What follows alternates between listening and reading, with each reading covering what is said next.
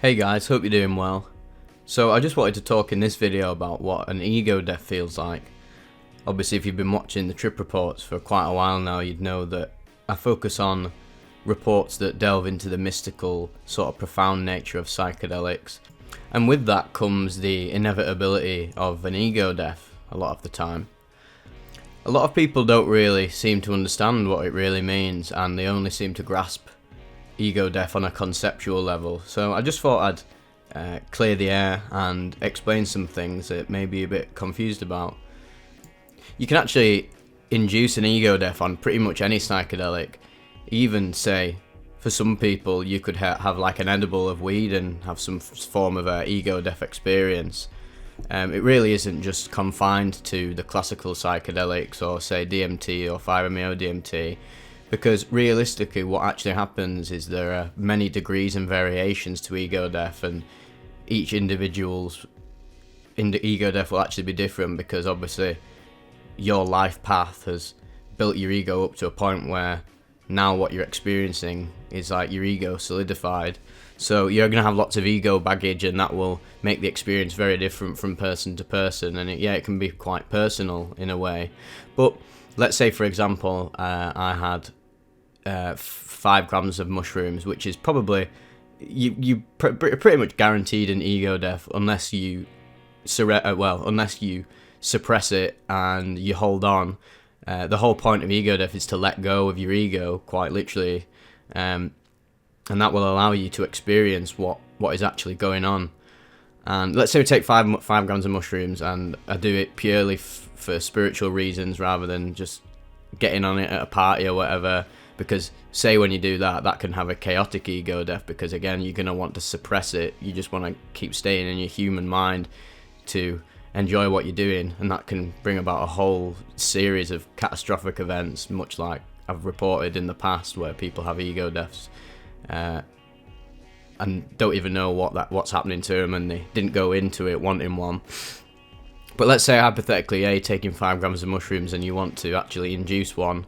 What's going to happen is, basically your mind is going to question more and more and more of your reality. You'll become more conscious of your body and personal history and the illusory nature of life. The visuals might get to a point where, say, everything starts melting. I know I've had that on my first ever ego death was on LSD. If you look at one of my first trip reports I did, the Panic on the Streets of Manchester, and the Brink of Insanity one where I was in my mate's bedroom, that was my first ego death that I ever had. And it was induced by peaking on like 250 UG of LSD and also smoking weed on top of it, which again completely dissolved my ego. That really can amplify it. And obviously at first I had no idea what was going on. I just burst out in tears because I was just questioning my reality so much that quite literally you deconstruct your reality so much that you realise that your consciousness is infinite and can imagine everything, including what you literally your visual field right now and all of the senses within it, to create the most perfect illusion of all time, which is life. And the ego, the whole point of its formation is that infinite consciousness, or universal fucking Sean Connery mode there, universal consciousness has split itself into infinite perspectives, which materializes, say, egos.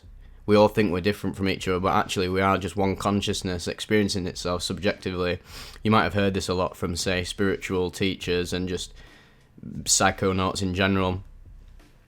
And the beauty of an ego death is when that actually happens to you, you'll realize that yes, that is the truth of reality, is that everything is imaginary, and this is all a grand illusion that consciousness is dreaming up to experience itself in.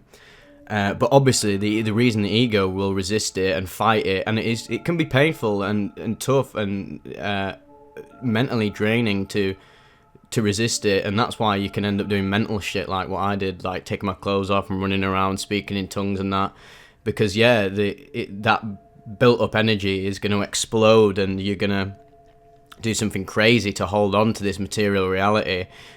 So basically what's going to happen when you surrender, in that very moment of your ego slipping away, you'll realise that your biological birth was just a story that you've imagined. The past doesn't exist, the future doesn't exist. it's all concepts.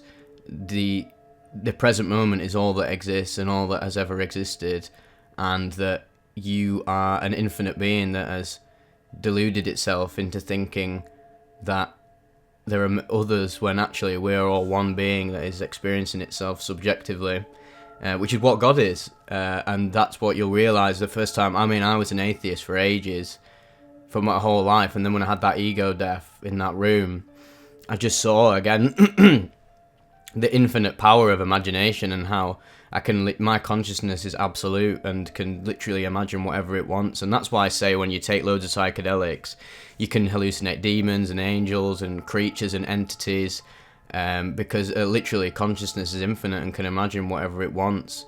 And it doesn't mean it's not real, because quite literally imagination is forming reality. So they both play into each other. This is why it's important not to get depressed, and do obviously research life and culture and religion and spirituality before I'd say you're trying to induce an ego death. Because if you don't know like sort of the foundational aspects of what's going on, it can be terrifying. You'll think, oh, I'm all alone and it's all meaningless and everything, but actually there's deep beauty and love in the meaninglessness and aloneness, because quite literally we're so alone that we are together. We are all literally one, which is absolutely beautiful. I mean, look around, you look at how amazingly complex life is and how full and rich it is, and look at all these egos that are all running around, and they've all got the backstories and that have been used to form what they are right now, and it's fascinating. But obviously, if you had an ego death in a really bad setting, this could really throw you off and can give you PTSD. And this is why it's so important, I think, to stress what you're going in for. And that's why I think I love sharing these really mystical and powerful ego death experiences on psychedelics, because I'd like to prepare you lot for eventually one day when you might have an ego death. I don't want you to get PTSD or be traumatized, which in a way I sort of was, and it's taken me a long time to come around and integrate all these experiences.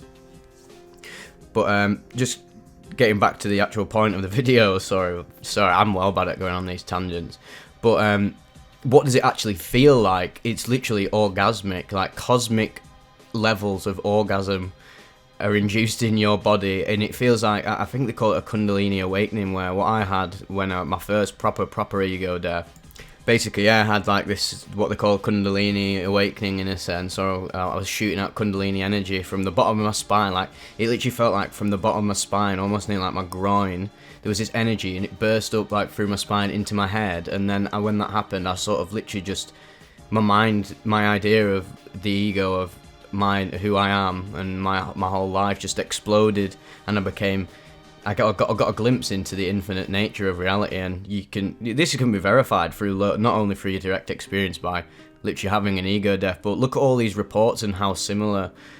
Look at all the DMT reports and high gram mushroom, high dose LSD trips, or even just trips in general, lower dose trips where people have ego deaths, because it's not based on the dose.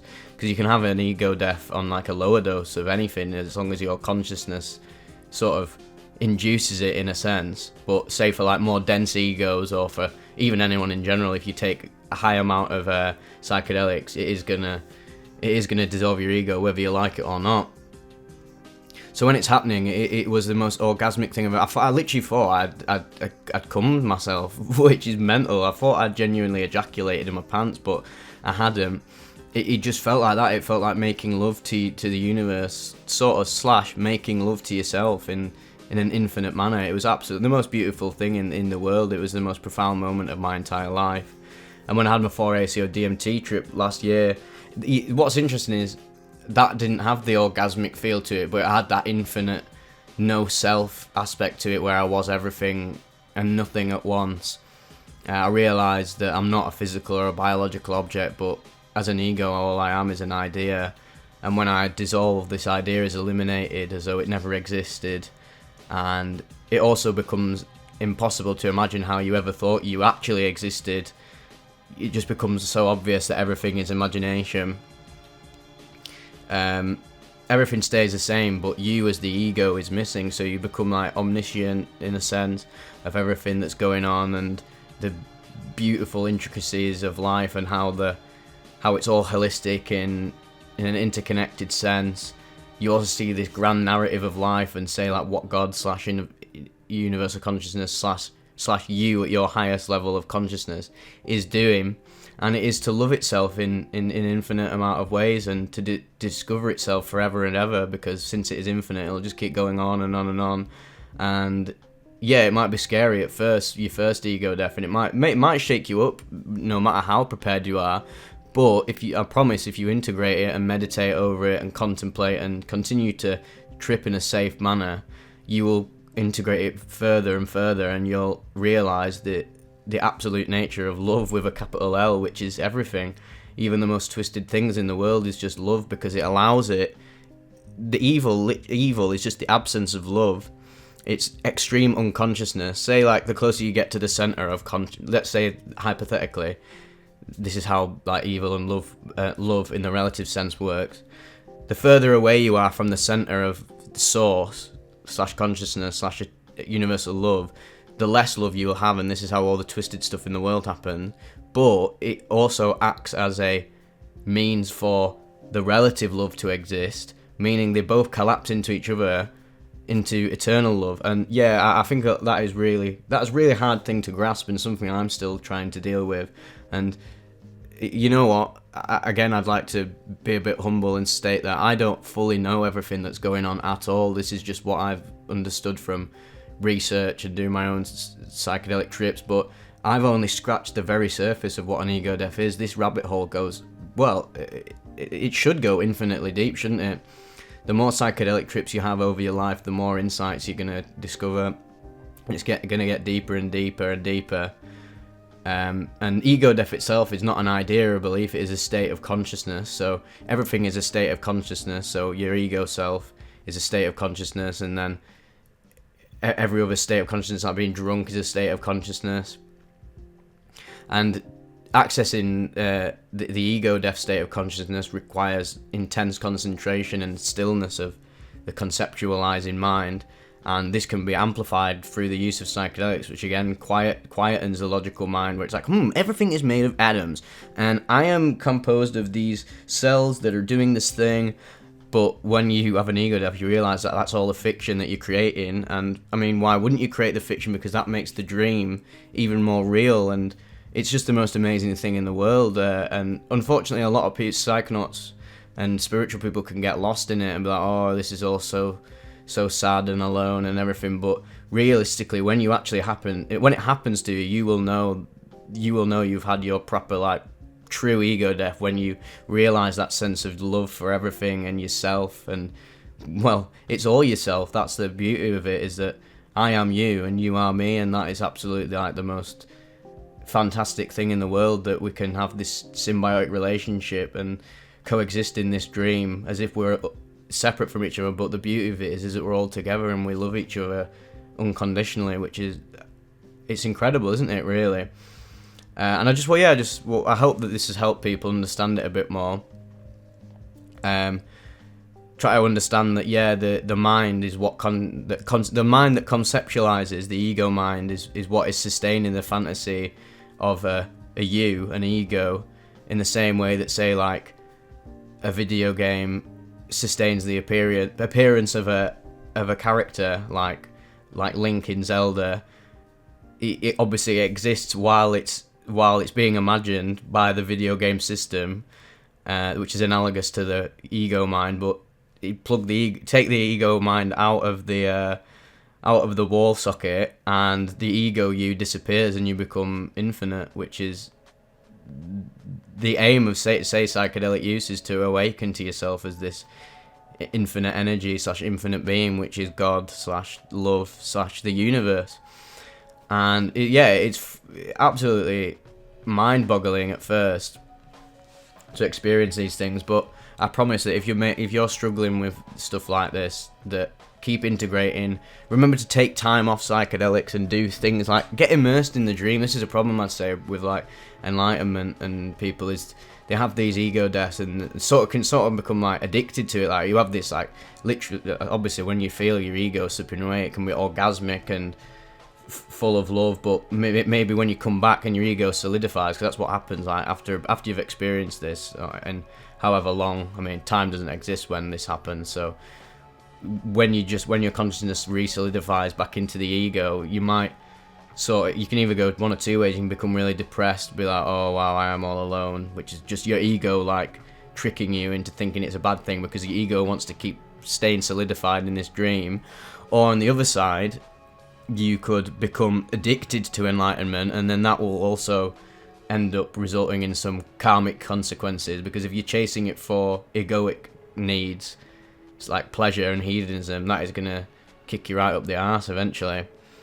But yeah, it's important to phase these ego deaths out for like beginners. Obviously, some people who are massively immersed in psychedelics, and this is like, say, some people's just life purpose is to seek awakening, then yeah, happy days, you go for it. But most people, most normies like me and normal people from normal backgrounds, etc., even though I am very weird, I don't even think I'm a normie, they're gonna have to integrate it over the course of their entire life. Probably, you can't just run into this and expect a shortcut to enlightenment. It's gonna be a whole process that you're gonna be undergoing your entire life. And remember to get immersed in the dream. Don't get lost in God consciousness all the time. Go out and do things, burn through your karma, go and get a girlfriend or experiment with substances in a safe way, explore states of consciousness, travel, just do things that you enjoy, hobbies, and realize the beauty of the dream that infinite consciousness is imagining. And just know that when you want to, you can take psychedelics like 5-MeO DMT or DMT or any psychedelic really, if you do it right, or you can still conceptualize in mind, you are eventually going to awaken to the grand truth of reality, which is infinity. And that is what an ego death will give you a glimpse of, and they'll keep developing and get deeper and deeper the more you stick to it. And yeah, just remember to stay focused, stay balanced, and most importantly, stay grounded so you don't get lost in these concepts. And yeah, I hope this helped you out, and if not, let me know in the comments, and I'll hopefully be able to help you out further if you've got any questions about it. And if you'd like to hear more about this stuff in the future, then please let me know. I'd love to talk about it. Thanks for listening, guys.